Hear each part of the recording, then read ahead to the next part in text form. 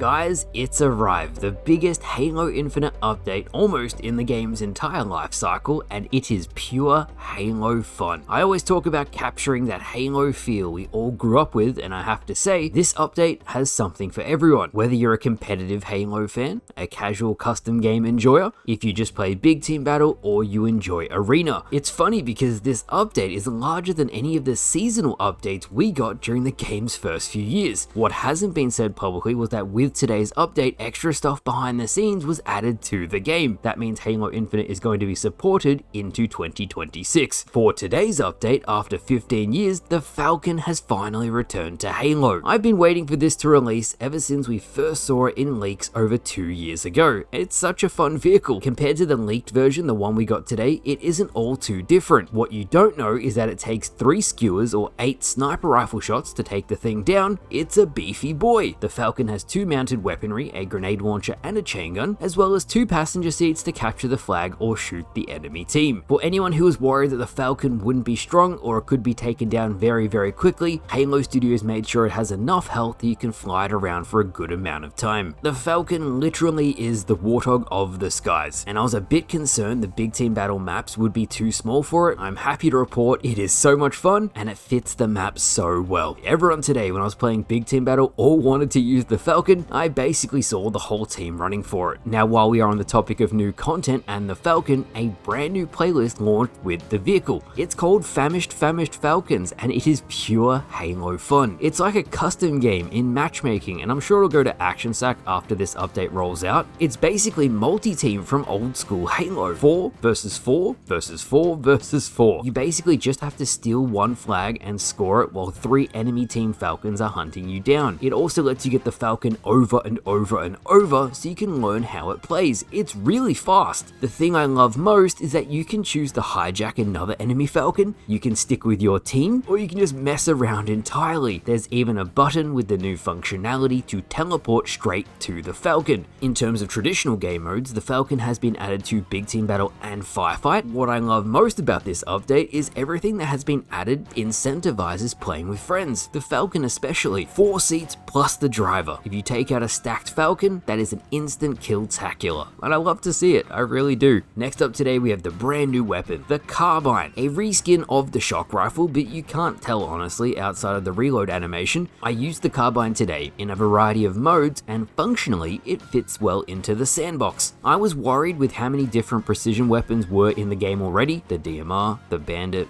battle rifle, and now the Carbine, but it works pretty well. Many people were talking about the aesthetic of the Carbine too. I think it looks fine, especially compared to the Furod Spanker. That thing is horrible. The nod to classic Halo with this model of the Carbine is also cool. In terms of hit registration, the Carbine is solid. I don't find myself running out of ammo in terms of magazine size, and in terms of consistency, even with me playing on high ping, the gun function really well. It's one of the better, more fleshed out guns that Halo Studios has added, and speaking of the devs, they got a brand new nameplate today. A brand new Halo Studios nameplate. I'll put that on screen now. While you are watching the gameplay on screen, you probably saw me using the Carbine with the Iratus AI on screen. That's the brand new mode, Banished Slayer. It looks cool as hell. It's even more fun to play. One side gets Carbines and are infected by Iratus, the others have to shut them down. They get Bandit Evo starts. It kind of reminds me of red versus blue Halo in a way, as you get the set red color. The Bandit Evo is slightly stronger in my opinion than the Carbine, so to balance it out, and Halo Studios thought this too, they give you a plasma Carbine as well. So you get 2 Carbines. One will help you strip shields, one will help you get a headshot. Great trade-off, and it really helps balance it. If you are playing the new mode, there's even a brand new map that comes along with the playlist. So in total, for this update, we got 3 new maps. Serenity went into ranked, Lattice also went into rotation. The third map that is in Banished Slayer is called Ecotone. It has a live fire aesthetic. Next up today, we have the new 50 tier battle pass. This time around, the developers haven't gone through any of it, so this is going to be new to a lot of you guys. Alongside this update, we also have lots of future content on the way, so let's go through it all. First up, the battle pass. 50 tiers, 1000 credits to unlock the usual. There's lots of Spartan point levels, but you do get the 4 sets of armor. I'll cut to the sets on screen so you can see them for yourself. Lots of little things here and there, some new weapon models, emblems, a mixture of everything really. If you missed any cosmetics from last season, they'll be in the exchange for free. You can pick them up there. The 4 sets of armor you get this time around are an Aztec set, a jet pilot flight set. The mouth breathing apparatus is actually a helmet attachment, so you can take it off and just use the normal helmet. a Didact set, and then a new armor set for the Rakshasa core. The 50-tier battle pass unfortunately is only available for the month, and then it'll get rotated out of the game. That's the only bad thing I hate about this update. If you purchase it, yes, it's there forever, but if you just have the free track, well, it's gone in a month. If you complete the battle pass, you still get the one set of armor as a free-to-play player. In terms of future content, and I'll have more on this in the next few days once it's all uploaded and available, we might actually be getting a medieval operation similar to Halo MCC after Halloween. While we are on the topic of cosmetics, we have the Sean McShop update. I'll have a quick scroll through the shop now so you can see it, but there's basically a bunch of Mutilator weapon models, some armor sets, and the Splinter Cell armor, which I think is the coolest armor of the update. No surprise, it's in the shop. In terms of exchange pieces, which are the pieces of armor you can unlock for free with your Spartan Points currency, there's a really cool dark weapon coating you can use with your weapons. I'll talk about the weapon bench coatings in a second. The nail polish exclusive coating that was from promotions, a belt, and another armor coating. It was around 60,000 points when I bought everything for all the new exclusive pieces. This brings us to the weapon bench, and there are so many new guns for you to customize the way you like. You are honestly spoiled for choice now. The 10 new guns added to the weapon bench have hundreds of coating and color options available. If you showed this to people when Halo Infinite launched, the game has come so far. And yes, this is much closer to how the game should have always been, but it's awesome to see that people are sharing what coatings they're using for their new weapons. Now with cosmetics out of the way, I wanted to jump into Firefight because Unisec, the Halo Studios developer, before this update went live, he showed off first person and third person. The big thing about this is now that you can toggle between them both. This literally evolves Halo combat forever. The ability to swap between both first person and third person opens up so many new gameplay opportunities. That means new game modes, new playlists, new experiences. I know Halo Infinite is in its 4th year, but if this becomes a staple for Halo going forward in its own experience, I think Halo fans will be very, very happy. By no means would I want this to be the vanilla experience either, but when things like this are additive and give players more choice, and it doesn't detract from the overall experience, it's appreciated. Finally today, and I really wanted to end on this, the content itself. For years on the channel, I've always said, and you guys have backed me up a lot on this, that content that comes to the game on any Halo title needs to be easily accessible. That means players should be able to load up the game and jump straight in without having to wait for ages to use the new gear. I'm happy to report that the last few updates have all been fantastic in this regard. The 2 new modes that came out today allow you to use both the new sandbox items right away. What shocked me even more, and I can't believe I'm saying this, is that Halo Studios have actually loosened the skill-based matchmaking in both. I repeat, Halo Studios has loosened the skill-based matchmaking on Halo Infinite. I am as shocked as you guys are. Truth be told, I don't have a single downside, outside of the battle pass going away, to say about the update. It's flawless across the board. No big major bugs, matchmaking times are pretty solid, you can play with your friends and have fun, new weapon, new vehicle, new playlists. There's even been very small minute things that I'd love to see change with the game. They have been. Small changes you guys have suggested have been listened to. The biggest one of all is the Hydra. The default Hydra now is actually a fantastic weapon on both infantry and vehicles. I've always been a strong believer that when an update is good, I say it's good, and when it's bad, I'm constructive. This is, without a doubt, one of the best, most stable, content-filled updates with numerous quality of life appreciated changes in Halo Infinite's lifecycle. And with that, that's the new update. And what an update it is! If you haven't played Infinite in a while, definitely give it a go. It's fun, there's lots of variety, heaps of free customization just by playing, and the content itself is genuinely enjoyable. To see how far Infinite has come, despite how long it took, makes me happy the developers stuck with the game. Let me know your thoughts if you played it already. Thank you all for watching, and I'll see you guys